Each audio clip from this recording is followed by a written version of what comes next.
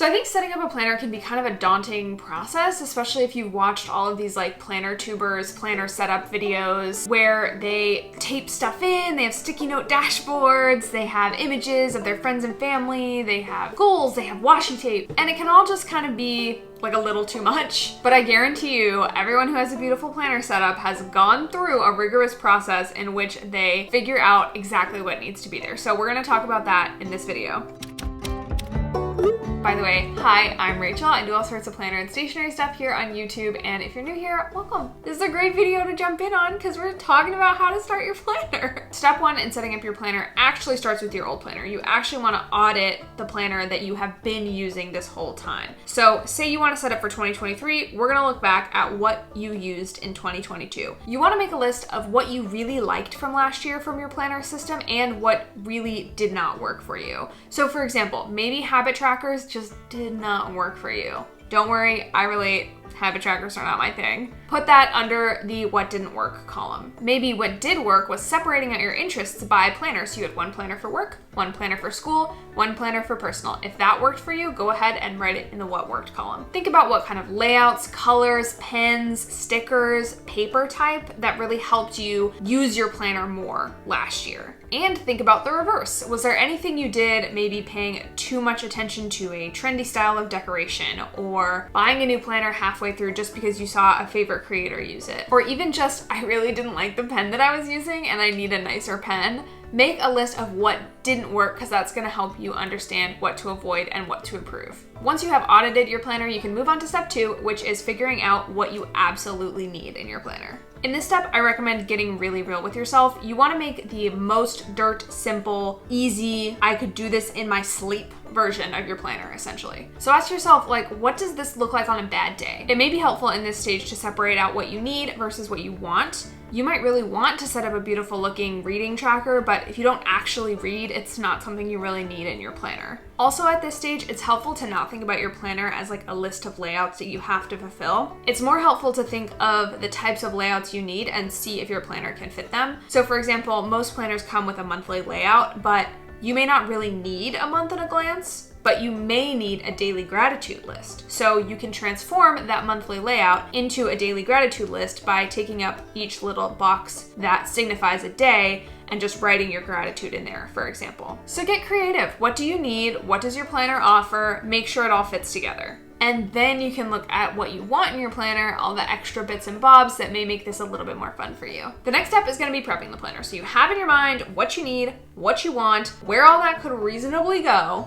And now you're gonna take little tiny sticky notes or write in pencil or something temporary, and you're gonna map all of that out in your planner. It's gonna sound a little tedious, but you can erase it, you can move the sticky notes around, you can figure it out. This is the puzzle piecing stage, so to speak, so that when you open your planner, you are not completely lost, even though you have all this information in the back of your head or on a scratch piece of paper. Okay, step four, and this is where it gets serious, is to put the planner away. You are going to want to start setting everything up right away.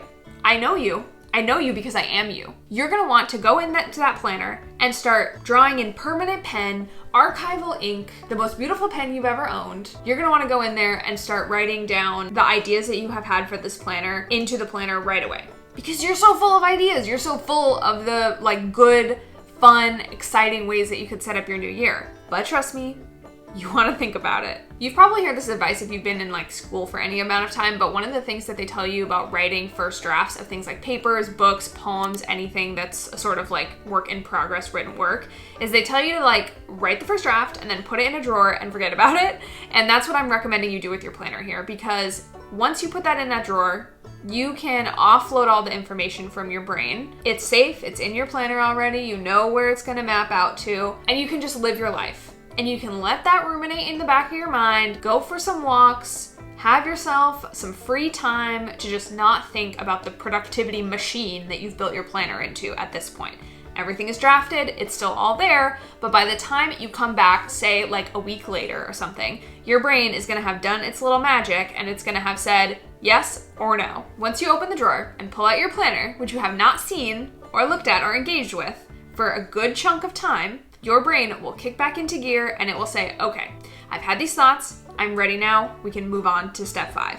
which is revise. Anything that you thought of during your hiatus where you weren't looking at your planner should be coming back to your mind now, meaning that you can open up your planner and see where those sticky notes are and actually move them around and change them or write new sticky notes. For example, for me, one of the things that I changed in my planner setups, which shameless plug, you can go watch them on my channel, was that I realized I didn't have a good place to track my health and wellness, which was a major goal for me for 2023. So in my revision step, I went back and I added in a whole new set of trackers that's going to enable me to track my progress on the goals that I actually have. So now is the time to revise, move some things around, and see how you feel about it now. After you revise your setup, there's like an optional like step 5.5 that you can do, which is basically like going back and pausing and thinking about it again. So you could always just like return your planner to the drawer and then come back to it a week later and think about it again. You will know if you need to do that, if that will be helpful for you, but I would definitely recommend doing that if you change everything around and you're now going to be using a totally different system. Always create a first draft, think about it, and then come back to it. Even with planner setups.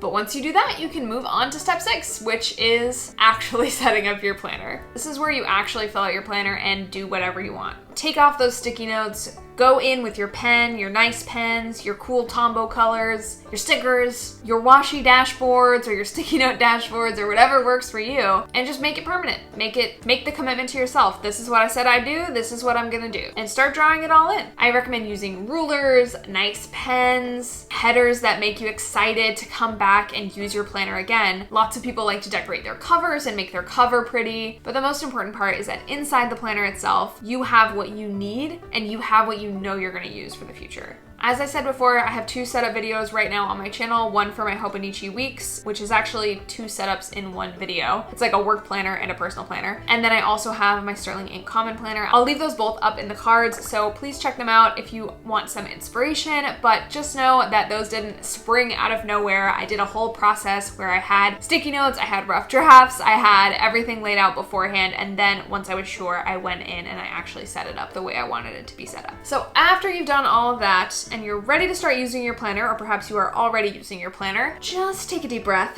and recognize that the year is long. Mistakes will happen. You may have set up beautiful spreads at the beginning of the year that you never use. You may find new pens that you really like during the course of the year and you switch halfway through your entire deco scheme or something. Really, anything can change. You can come back to this video and do this process front to back again at any moment during the year. It doesn't have to be just at the beginning of the year, and you can do it for a planner that you have already set up. You can cover old monthlies, you can scrapbook over spreads that you didn't use, you can rip pages out of your planner. Your planner is like a living, breathing document of your life. It's proof that you did all these tasks and set up all these habits and achieved some of these goals and didn't achieve other ones. And as you change throughout the year, your planner is going to change too. So if you need to reset it up halfway through or even 2 weeks into the year, it's totally okay. So don't take yourself too seriously, don't take your planner too seriously. Setups are just so that you can have the best year possible, and if you need to do it again, it's totally fine. If you like this video, you may like to follow me on Instagram. I'm at Rachelle in Theory over there, or if you want to stay on this wavelength, check out another video I have for you right here that you may like. Next week, I'm going to be talking about how to set up your planner system, so if you're one of those people who went through this whole process